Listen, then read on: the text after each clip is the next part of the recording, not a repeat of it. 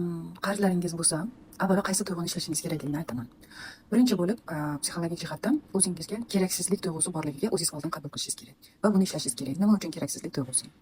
Inson qachonki qarzga botadi, qachonki o'zini oilasiga, bolaligida onasi, otasi yoki yaqin qarindosh qayerda katta bo'lgan bo'lsa, o'sha muhitda o'zini kerakli his qilmagan bo'lsa, bola sifatida nimadir bo'lgan bo'lishi mumkin, onasi ishga chiqib ketgan bo'lishi mumkin, o'zi eslamasligi ham mumkin. Lekin siz shu tuyg'uni ishlab ko'ring, garantiya beraman, qarzlardan qutulasiz. Nimaga?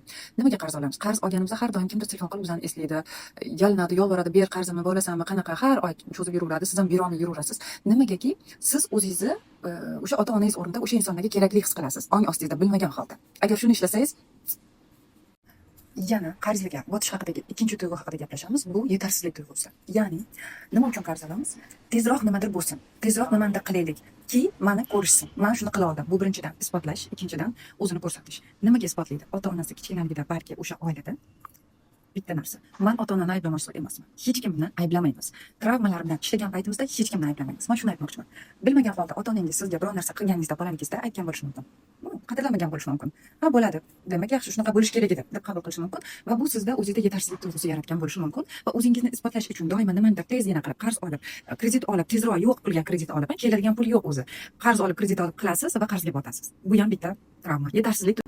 Uchinchi qarzga botishga sabab bo'lishi mumkin bo'lgan uchinchi travmatik tuyg'u. Bu o'zimizni ichdan seva olmaslik. Da kiyinishimiz mumkin, juda qimmat kiyimlar olamiz, o'zimizga yaratamiz, spalar, massajlar, hamma narsani loyiq ko'rishimiz mumkin. Lekin ularni orqasida fonda, ya'ni parda ortida siz qanaqasiz? Aslida bularni qanaqa qilib qildingiz? Shunaqa yumshoq anaqa bilan hech narsani o'ylamasdan ham bo'ldi deb ortiqcha pulingiz bor holda qildingizmi? Yoki buni qarz evaziga yaxshi kiyim oldingizmi? Qarz evaziga nimadir qildingizmi? Restoranga bordingizmi?